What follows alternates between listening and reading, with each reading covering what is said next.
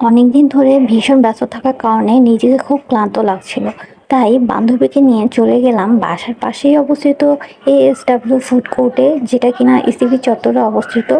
Food কোর্টের প্রবেশ পথেই মিনা বাজার, ডমিনোস পিৎজা আরও অন্যান্য ছোটোখাটো শপিং স্টোর রয়েছে।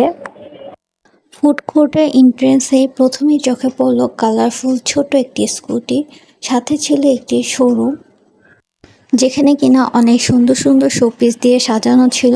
আমরা প্রথমেই সেই শোরুমটাতে ঢুকলাম, দেখলাম কি কি আছে সেই শোরুমটাতে। অনেক সুন্দর সুন্দর প্রোডাক্ট দিয়ে শোরুমটি সাজানো ছিল। যেহেতু আমরা সেখানে কোনো কিছু কিনতে যাইনি, জাস্ট আড্ডা দিতে আর সময় কাটাতে সেখানে গিয়েছিলাম, তাই আমরা সেখানে বেশি সময় নষ্ট না করে কিছুক্ষণ থেকে তারপর বেরিয়ে আসলাম। এরপর আমরা মেইন পার্কে প্রবেশ করলাম। পার্কে প্রবেশের দুই ধারে রয়েছে গাছ, সবুজের সমারোহে চারপাশ একদম মিলেমিশে একাকার। এর মাঝে মাঝে রয়েছে ফুড স্টল। আমার মতো যারা নেচার লাভার রয়েছে তাদের জন্য জায়গাটি একদম বেস্ট প্লেস হতে পারে, কারণ শহরে আমরা এরকম সবুজে ঘেরা পরিবেশ খুব একটা পাই না।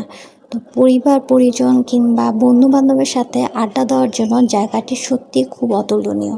এই পার্কটির একটি পজিটিভ দিক হলো এখানে একটি খুব সুন্দর পিস প্লে জোন রয়েছে, ফলে বাচ্চারা এখানে আসলে খুব একটা বোর ফিল করবে না। পার্কটিতে চোখে পড়ল ছোট্ট একটি কৃত্রিম জলাধার, যেখানে কিনা কচুরিপানাও ছিল।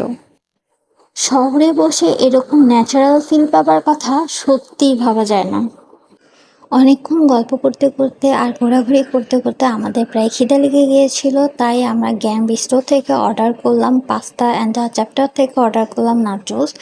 এক কথায় বলতে গেলে নাচোসটা ছিল খুবই অসাধারণ আর পাস্তাটা খুবই খারাপ ছিল খেতে।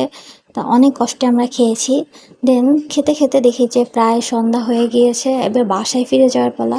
তো আমাদের ড্রিঙ্কসটা আমরা অর্ডার করলাম আর হাতে নিয়ে সোজা বাসায় চলে আসলাম।